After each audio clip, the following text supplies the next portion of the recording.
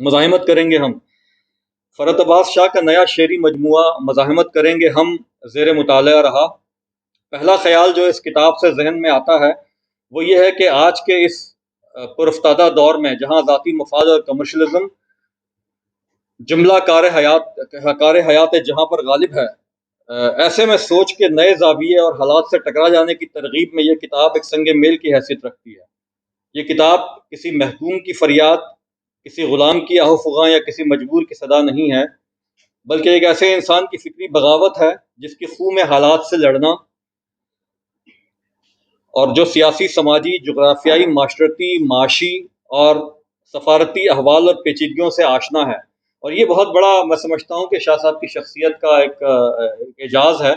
کہ یہ ان سارے حوالوں سے جو ہے وہ واقف ہیں، اور ان سب حوالوں کے لحاظ سے جو ہے وہ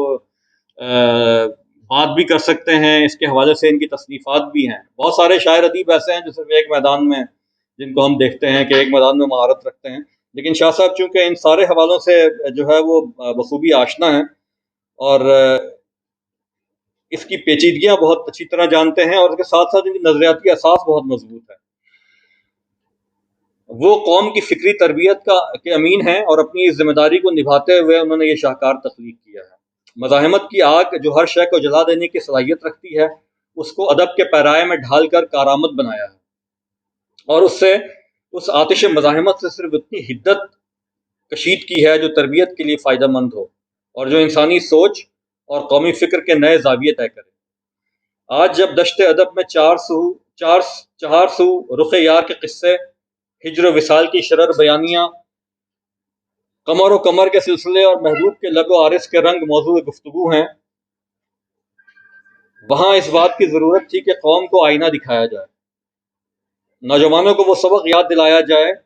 جس کا آغاز حضرت اقبال نے کیا تھا۔ ان حالات کو اجاگر کیا جائے جس سے شکست کھا کر ہمارا ادیب اور شاعر اپنی سرزمین چھوڑ کر دیار غیر میں پناہ کا متلاشی، اور دیار غیر کے اس مسافر کی فکری تربیت کی جائے اور اس کی سوچ کو مہمیز دی جائے کہ وہ حالات سے دل برداشتہ ہونے کے بجائے ان وجوہات پر غور کرے جن کی وجہ سے آج ملک کا معاشی، سیاسی، مذہبی، عدالتی، سفارتی، جغرافیائی اور سماجی نظام بگاڑ کا شکار ہوا۔ ان خفیہ ہاتھوں کو بے نقاب کیا جائے جو اس سارے گورکھ دھندے کے پیچھے ہیں، اور مجھے بہت خوشی ہے کہ اس ذمہ داری کو محسوس کرتے ہوئے جناب فرحت عباس شاہ نے علم بغاوت بلند کیا اور اپنی کتاب مزاحمت کریں گے ہم کے ذریعے ان تمام مضامین کو موضوع گفتگو بنایا جو آج کے دور کی اہم ضرورت ہے۔ یہ کتاب دشت ادب میں بھٹکتے فرسودہ روایات کے پجاریوں کے منہ پر ایک تماچا ہے تو دوسری جانب بانچ فکر کے خلاف ایک بغاوت ہے۔ یہ کتاب ایک ایسے وقت میں منظر عام پر آئی جب نئے سال کی آمد ہے۔ یہ مضمون اس وقت لکھا گیا تھا جب شاہ صاحب کی کتاب آئی تھی۔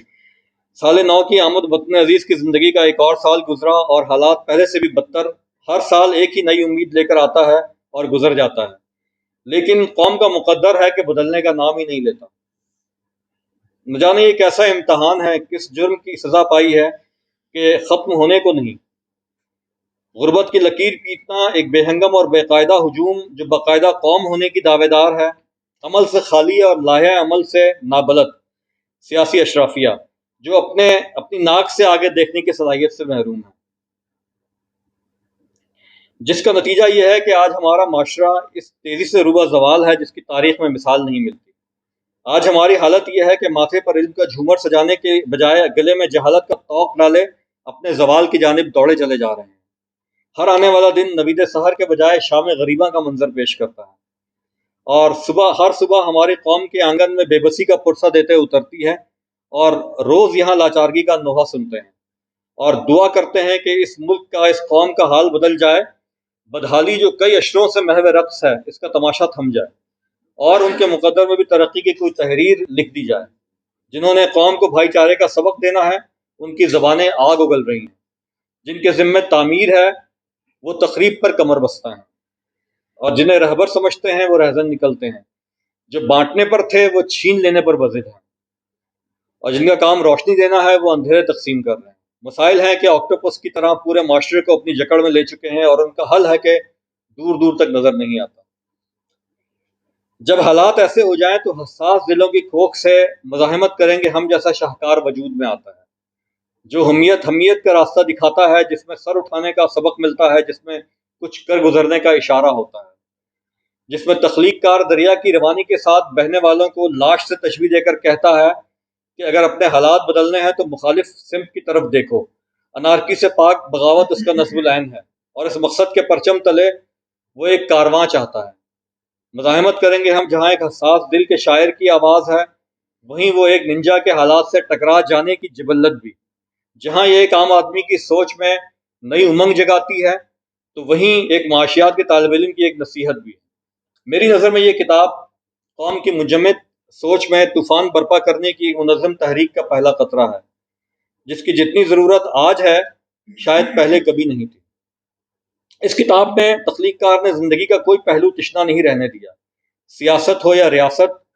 سفارت ہو یا معیشت، غربت ہو یا مذہب، ہر پہلو پر ہماری بے بسی کا رونا رویا ہے، اور قوم سے التجا کی ہے کہ اب بھی وقت ہے، سنبھل جاؤ۔ اور قوم پر مسلط گروہ، حکمرانوں کا جو مسلط گروہ ہے قوم پر، اور عام آدمی کے حالات کی چکی میں پسنے پر وہ یوں نوحہ کنا ہے کہ نہ دکھ ہیں بدلے، نہ دکھ دینے والے بدلے ہیں، وہی نصیب وہی زندگی ہماری ہے، اور ہمیں پتہ ہے نہیں ہے بہادری اس کی، ہمیں پتہ ہے کہ یہ بزدلی ہماری ہے۔ اور شکم کی آگ کے آنکھوں سے بہہ نکلنے میں کسی کا دوش نہیں، کج روی ہماری ہے۔ لیکن گردش ایام کے اس ماتم میں شاہ صاحب اپنا چہرہ پیٹتے نظر نہیں آتے، نہ ہی اپنا دامن چاک کرتے ہیں، بلکہ ایک خوشگمان باغی کی طرح امید اور یقین سے پیوستہ ہیں، اور انہیں معلوم ہے کہ حالات بدلیں گے، اسی لیے کہتے ہیں کہ تمہارے ظلم کا انجام ہونے والا ہے، ہمیں یقین ہے اگلی صدی ہماری ہے۔ آپ سب کی سماعتوں کا بہت بہت شکریہ۔